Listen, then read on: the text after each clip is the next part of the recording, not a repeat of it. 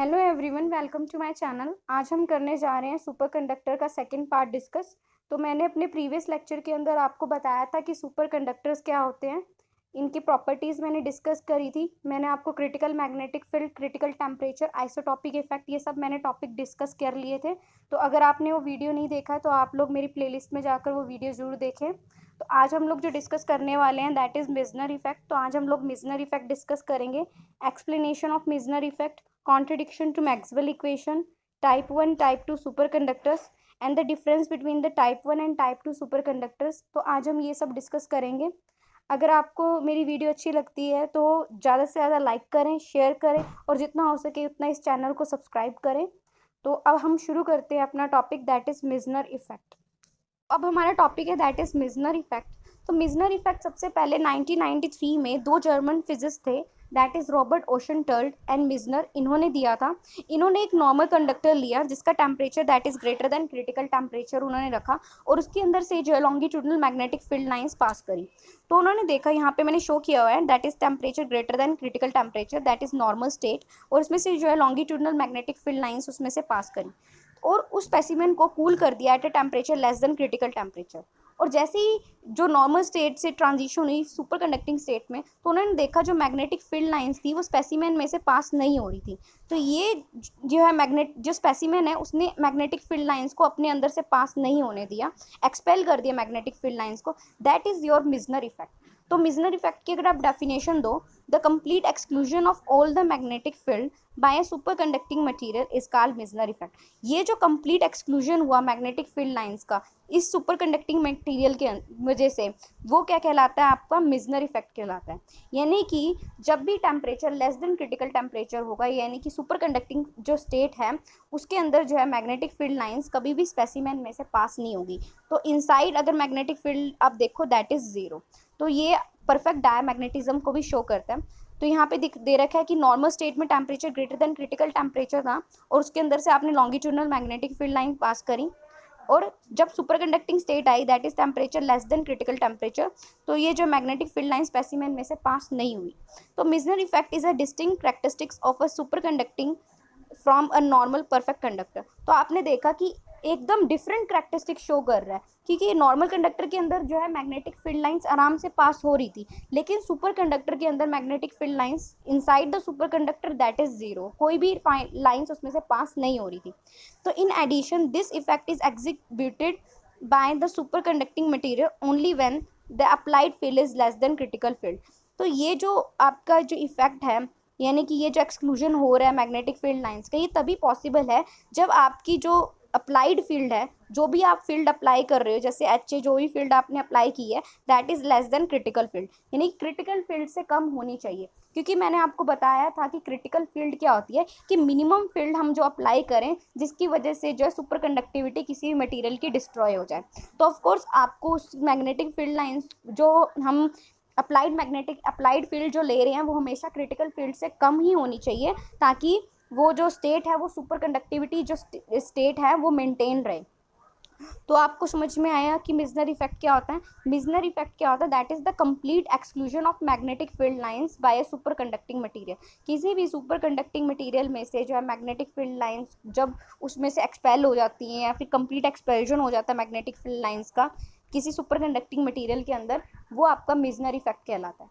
तो इसको आप सेकंड तरीके से भी देख सकते हो। पहले आप नॉर्मल कंडक्टर लो, फिर उसे कूल करके सुपर कंडक्टर बना दो, फिर उसमें से जो है लॉन्गिट्यूडनल मैग्नेटिक फील्ड लाइंस पास करो, तब भी जो है कंप्लीट एक्सक्लूजन होगा फील्ड लाइंस का। या फिर आप क्या लो, एक नॉर्मल कंडक्टर के अंदर पहले से ही मैग्नेटिक फील्ड लाइंस पास कर दो और उसे कूल कर दो at a temperature less than critical temperature, तब भी जो है आपका जो स्पेसिमेन है वो मैग्नेटिक फील्ड लाइंस को अपने अंदर से पास नहीं होने देगा। तो मिजनर इफेक्ट आपको समझ में आया।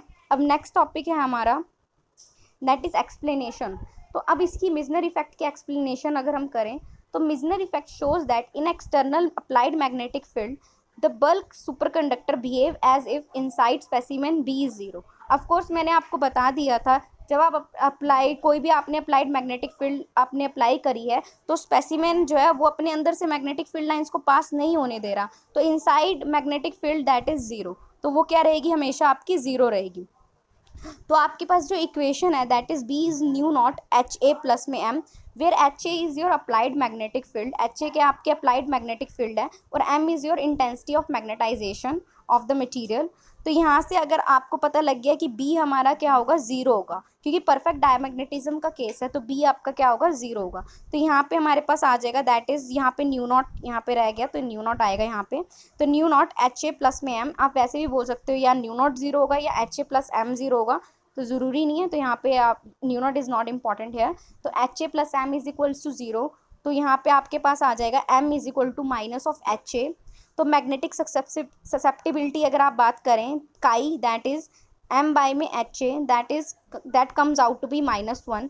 तो यहाँ पे आप पता लग रहा है कि आराम से, क्योंकि जो काई की वैल्यू है वो क्या आ रही है यहाँ पे -1 आ रही है। तो आपको पता है जो काई की वैल्यू -1 सिर्फ और सिर्फ जो डायमैग्नेटिक मटेरियल्स होते हैं उनके केस में ही आती है। तो जो यहाँ पे सुपर कंडक्टर है that will behave as a perfect diamagnetism. तो यहाँ पे जो सुपर कंडक्टर है वो आपका परफेक्ट डायमैग्नेटिज्म बिहेवियर शो करेगा। तो डायमैग्नेटिज्म बिहेवियर आपको पता ही है कि मैग्नेटिक फील्ड लाइंस को अपने अंदर से पास ना होने देना, एक्सपेल करना मैग्नेटिक फील्ड लाइंस को। और काई की value -1 is only for the diamagnetic substances. Next है आपके पास कॉन्ट्रडिक्शन टू मैक्सवेल इक्वेशन। अब यहाँ तक हमें समझ में आया कि परफेक्ट डायमैग्नेटिज्म हमें पता लगा। तो अब मैक्सवेल इक्वेशन से कैसे कॉन्ट्रडिक्शन आई, तो यहाँ पे देखो परफेक्ट डायमैग्नेटिज्म आप ऐसे नहीं बोल सकते कि जीरो रेजिस्टिविटी है तो परफेक्ट डायमैग्नेटिज्म है।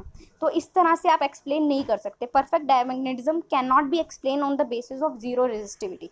तो जीरो रेजिस्टिविटी के बेसिस पे आप परफेक्ट डायमैग्नेटिज्म को एक्सप्लेन नहीं कर सकते, क्योंकि आपको पता है ओम्स लॉ से हमारे पास क्या आता है, जे सिग्मा ई। तो जे सिग्मा ई, तो यहाँ पे हमारे पास क्या आ जाएगा, E is electric field is 1 में सिग्मा जे। तो यहाँ से हमारे पास ये आ गया।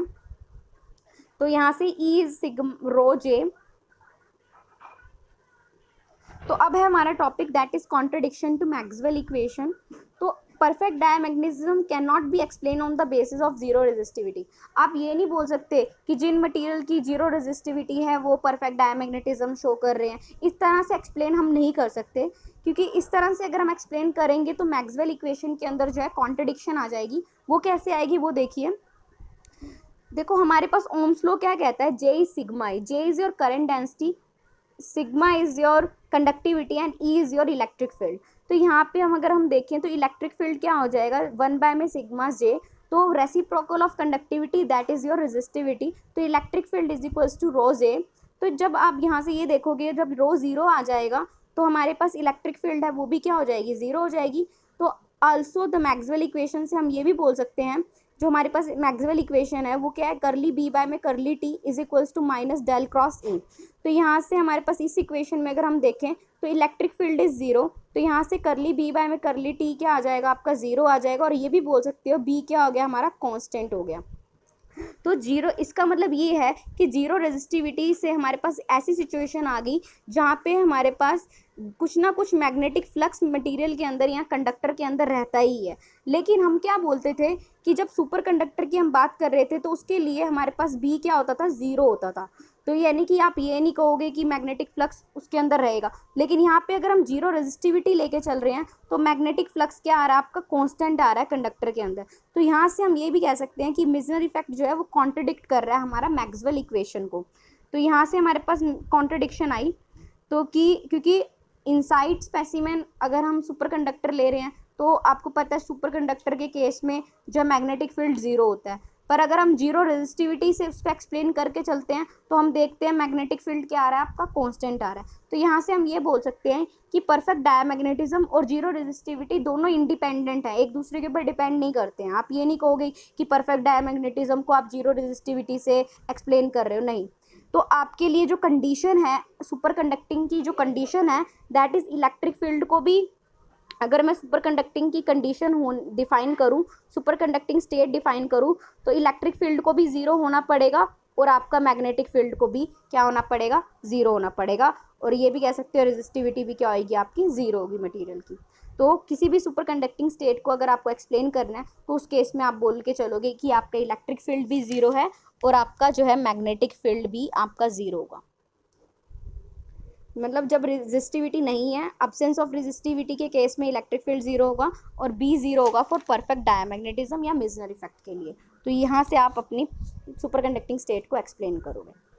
तो यहाँ पे ये हमारे पास हुआ contradiction to Maxwell equation. Next है type 1 and type 2 super conductors. देखो superly classified into 2 categories, that is type 1 and type 2 super conductors. तो हम दोनों ही डिस्कस करेंगे। सबसे पहले है टाइप 1 सुपर कंडक्टर। तो टाइप 1 सुपर कंडक्टर्स वो कंडक्टर्स हैं जो मिजनर इफेक्ट को फॉलो करते हैं।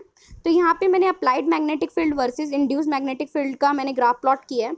तो जब सुपर कंडक्टिंग स्टेट में होगा मटेरियल, तब उस केस में जो है मिजनर इफेक्ट फॉलो होगा, यानी कि आपका बी क्या होगा, जीरो होगा। तो यहाँ पे क्या होता है, जैसे जैसे आप अप्लाइड मैग्नेटिक फील्ड बढ़ाते हो, वैसे वैसे इंड्यूस मैग्नेटिक फील्ड भी क्या होती है, इंक्रीज होती है। पर जैसे ही क्रिटिकल फील्ड आती है, यानी कि मिनिमम फील्ड जो आप अप्लाई करो टू डिस्ट्रॉयड सुपर कंडक्टिविटी, तो यानी कि जो जैसे ही हमारा HC आता है, वैसे ही हमारे इंड्यूस मैग्नेटिक फील्ड क्या हो जाती है, जीरो हो जाती है। हमारा स्पेसिमेन जो है वो नॉर्मल स्टेट में जो है आपका कन्वर्ट हो जाता है। तो बहुत ही कम आपको क्रिटिकल फील्ड अप्लाई करनी पड़ती है कि ताकि आप जो है सुपर कंडक्टिंग स्टेट से मटेरियल को नॉर्मल स्टेट में लेके आ सको। तो जो टाइप 1 सुपर कंडक्टर्स होते हैं, इनको हम सॉफ्ट सुपर कंडक्टर्स भी कहते हैं। और 0.1 बहुत ही कम, 0.1 टेस्ला अगर आप अप्लाई करोगे तो सुपर कंडक्टिंग स्टेट छोड़ के मटीरियल जो है आपका नॉर्मल स्टेट में आ जाएगा।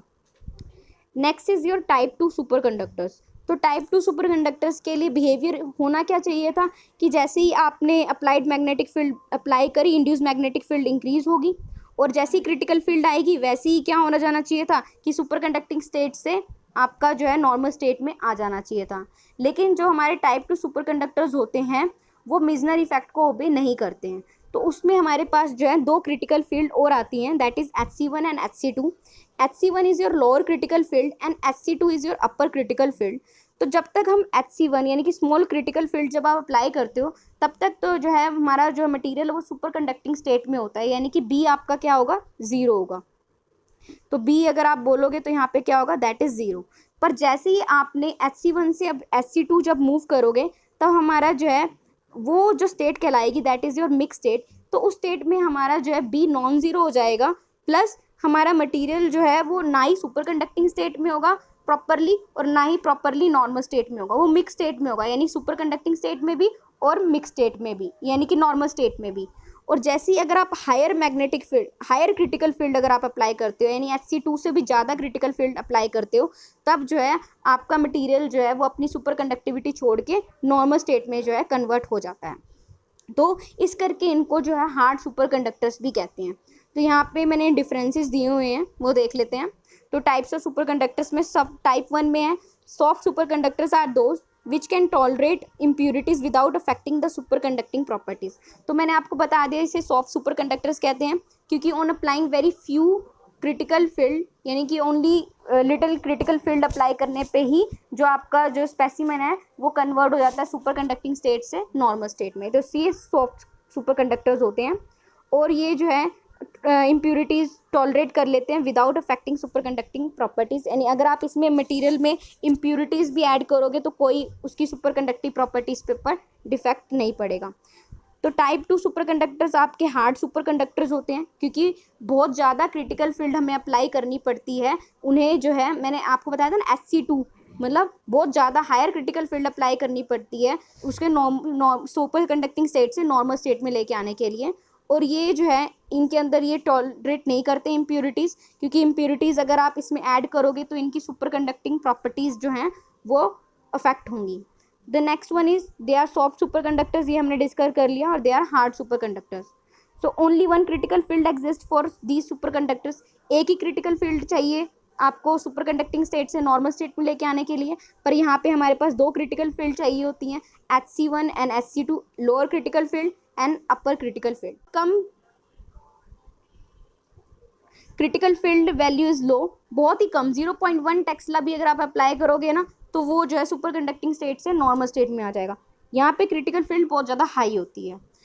Exhibit perfect and complete Mizner effect, तो मैंने आपको बता दिया कंप्लीट मिजनर इफेक्ट को ओबे करते हैं, पर यहाँ पे ये कंप्लीट मिजनर इफेक्ट को ओबे नहीं करते हैं, क्योंकि आपने देखा था इन मिक्स स्टेट में जो मैग्नेटिक फील्ड थी वो जो थी वो दैट इज़ नॉन ज़ीरो, मतलब ज़ीरो नहीं थी। लेकिन जब सुपर कंडक्टिंग स्टेट में यहाँ पे तो बिल्कुल ही क्या होती है, ज़ीरो रहती है। The current flows through the surface only, surface पे ही करंट फ्लो करता है, यहाँ पे करंट जो है पूरे मटेरियल के अंदर जो है फ्लो करता है। ये these materials have limited technical application because of low field value, तो इनकी मटेरियल की बहुत ही कम टेक्निकल एप्लीकेशंस अवेलेबल हैं। और एग्जांपल यहाँ पे दे रखी हैं आपके पास पीबी, एचजी, जिंक, ये सब एग्जांपल्स हैं। लेकिन ये जो मटेरियल्स हैं they have a wider technology of have very high field value, क्योंकि हाई फील्ड वैल्यू की वजह से इनके पास बहुत सारे टेक्नोलॉजिकल बहुत सारे ऑप्शंस हैं हमारे पास। तो NB3GE, NB3SI, ये कुछ इनके एग्जांपल्स हैं। तो this is all about your types of super conductors. तो आगे भी हम इसके टॉपिक्स और डिस्कस करेंगे। तो मेरा चैनल जितना हो सके उतना सब्सक्राइब करें, लाइक करें और कमेंट करें। जो अगर आप कुछ इसमें मॉडिफिकेशन या कुछ अगर आपको लगता है आप बताना चाहते हैं तो इसे मुझे कमेंट करके आप बता सकते हैं। Thank you so much, thank you for watching my video.